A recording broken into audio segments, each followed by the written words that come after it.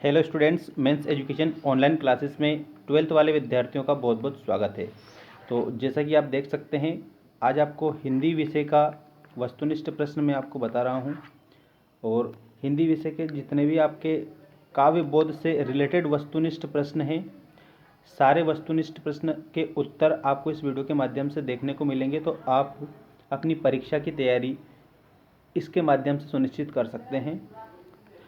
आपको मैं बता दूं कि जो आपका काव्य बोध है, काव्य बोध यूनिट आपकी 9 अंक की है, जिसमें 5 ऑब्जेक्टिव टाइप क्वेश्चन पूछे जाएंगे आपके और 2 अंक के 2 प्रश्न पूछे जाएंगे।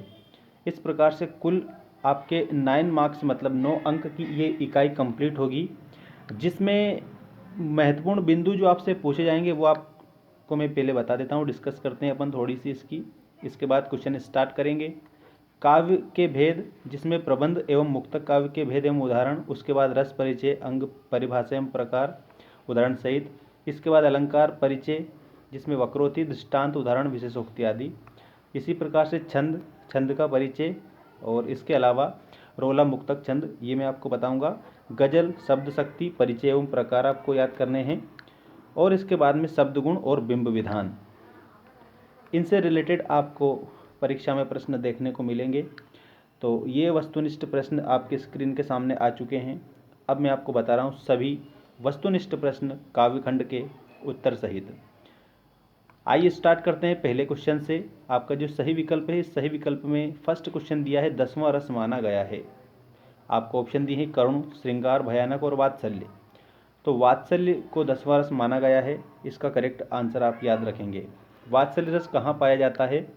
तो जहाँ पर माता अपने पुत्र को प्रेम न्योछावर करती है, पिता अपने पुत्र को प्रेम देते हैं, वहाँ पर वात्सल्य रस पाया जाता है।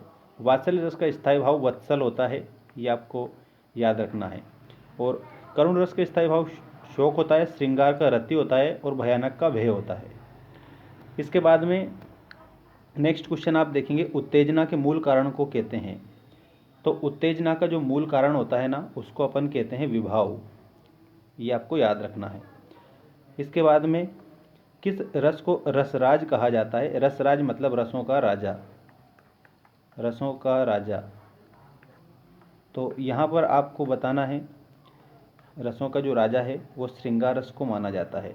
तो थर्ड क्वेश्चन का उत्तर आपका श्रृंगार रस होगा। और श्रृंगार रस का स्थायी भाव होता है रति। ये जो श्रृंगार रस है ये 2 प्रकार का होता है, एक तो संयोग श्रृंगार और वियोग श्रृंगार। अगला क्वेश्चन देखिए, कौन सा रस हमारे मन में उत्साह का संचार करता है? तो जो वीर रस जो होता है ये हमारे मन में उत्साह का संचार करता है, क्योंकि वीर का स्थायी भाव ही उत्साह होता है। इसके बाद नेक्स्ट क्वेश्चन देखेंगे, कौन सा भाव सुषुप्तावस्था में विद्यमान रहता है? सुषुप्तावस्था मतलब कि एक प्रकार से सोई हुई अवस्था में, ठीक है ना, सुषुप्तावस्था में। तो आप ऑप्शन देखिए, स्थायी भाव, अस्थायी, विभाव या फिर संचारी भाव। तो यहाँ पर आपको कंप्लीट याद रखना है संचारी भाव, ठीक है, संचारी भाव इसमें करेक्ट उत्तर होगा। इसके बाद में नेक्स्ट क्वेश्चन देखिएगा, रघुपति राघव राजा राम, पतित पावन सीताराम, उपर्युक्त पंक्ति में किस रस की अनुभूति होती है? तो इसमें आपको याद रखना है, क्योंकि रावण की आवृत्ति हुई है और इसके अलावा रस यहाँ पर आपसे पूछा गया है। तो रघुपति राघव राजा राम में भक्ति रस है, जो कि आपका ऑप्शन नंबर सा में दिया गया है। इसके बाद में आतंकवादी नाम मात्र से उत्पन्न भय किसके अंतर्गत आएगा? तो भय जो है ये विभाव का सूचक है, तो आपको विभाव बता देना है। इसके बाद में देखिए नेक्स्ट क्वेश्चन है, माता की मृत्यु के वर्णन में कौन सा रस रहता है? तो इसमें आपको करुण रस बताना है, क्योंकि करुण का स्थायी भाव होता है शोक। करुण रस इसका कंप्लीट उत्तर होगा। अगला प्रश्न है, रामचरितमानस के राम लक्ष्मण परशुराम संवाद में तुलसी ने किस रस की अभिव्यंजना की है? तो यहाँ पर एक बात याद रखनी है, वीर रस इसमें बताया गया है। और इसके बाद हरिश्चंद्र नाटक में शमशान वर्णन में किस रस की अनुभूति होती है?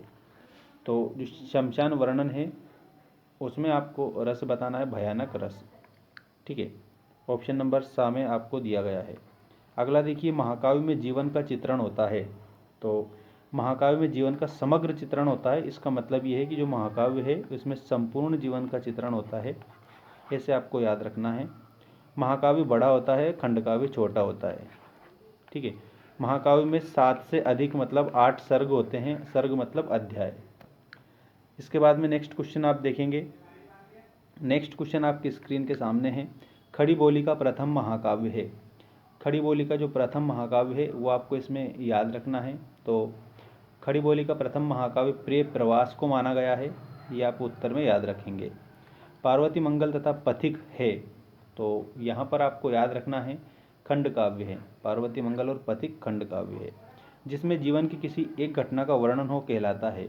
तो जिसमें जीवन की किसी एक घटना का जो वर्णन होता है तो वो खंड काव्य कहलाता है। ठीक है, खंड काव्य। इसके बाद में अगला जो क्वेश्चन है आपका वो देखिएगा।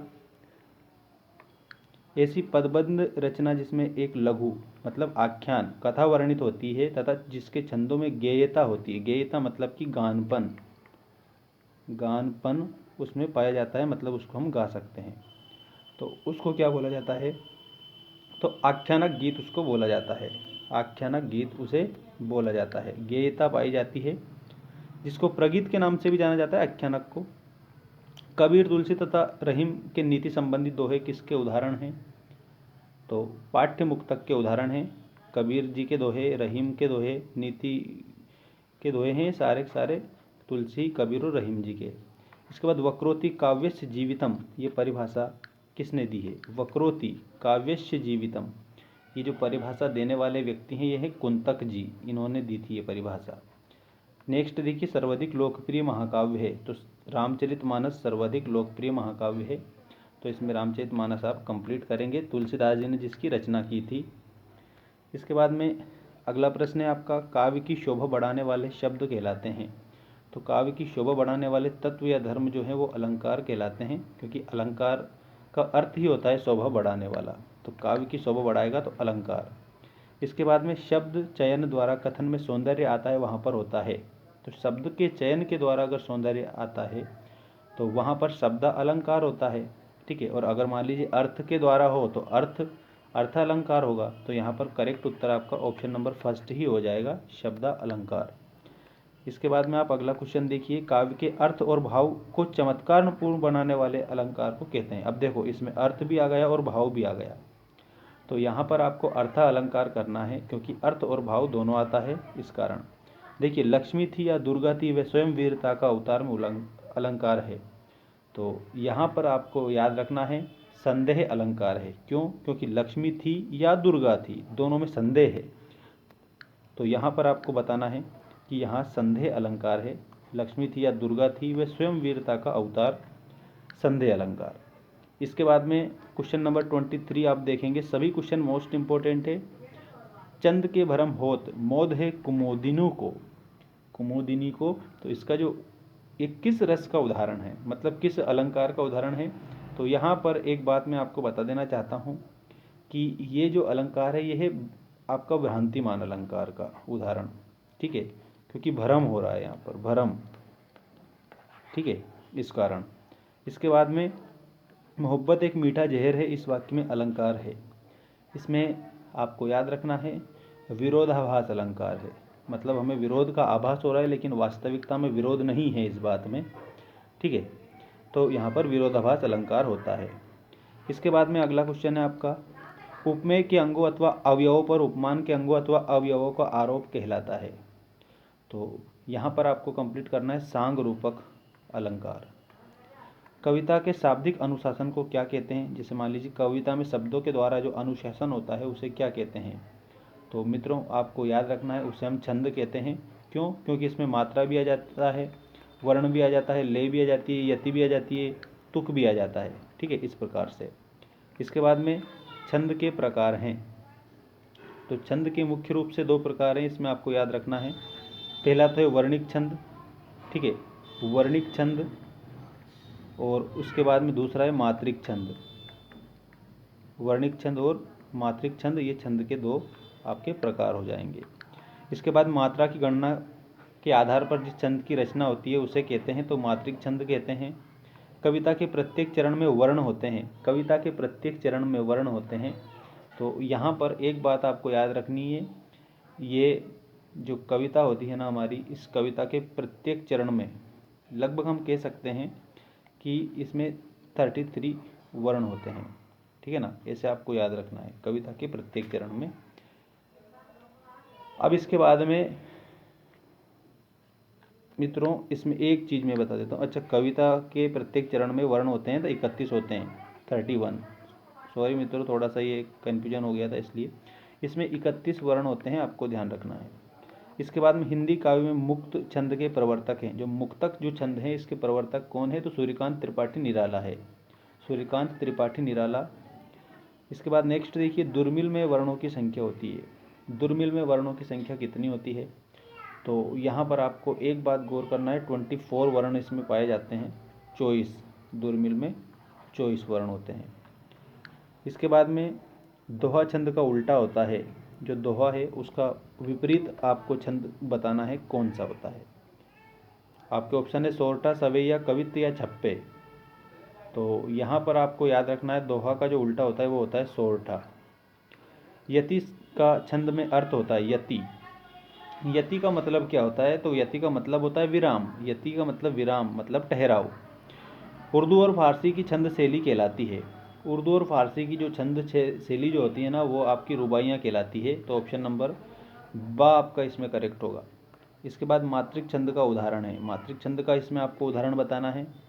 आपके ऑप्शन है कवित्त, सवैया, सोरठा या इनमें से कोई नहीं। तो इसमें जो सोरठा होता है ना, ये मात्रिक छंद होता है। तो क्या आप इसमें करेक्ट करेंगे, तो इसमें आप लिखेंगे सोरठा। ठीक है ना, ऑप्शन नंबर सा इज द करेक्ट आंसर। इसके बाद में नेक्स्ट क्वेश्चन आप देखेंगे, माधुर्य काव्य गुण किन रसों में पाया जाता है। माधुर्य काव्य गुण किन रसों में पाया जाता है, तो यहाँ पर आपको 36 का जो आंसर याद रखना है, माधुर्य मतलब मधुरता अर्थात श्रृंगार रस में। ठीक है ना, और वीर रस में उत्साह पाया जाता है, करुण रस में शोक पाया जाता है, हास्य रस में हंसी पाई जाती है, मतलब हास परिहास पाया जाता है। तो यहाँ पर माधुर्य गुण है जो इसमें श्रृंगार रस में पाया जाता है। इसके बाद में 37 देखिएगा, काव्य गुणों की संख्या कितनी होती है, तो काव्य गुणों की संख्या 3 होती है। ये मैं आपको लिख कर बता रहा हूँ, आप नोट कर लीजिएगा तीनों। सबसे पहले तो आपको लिखना है माधुर्य गुण, माधुर्य गुण, माधुर्य। दूसरा आपको लिखना है ओज, और उसके बाद में थर्ड आपको लिखना है प्रसाद।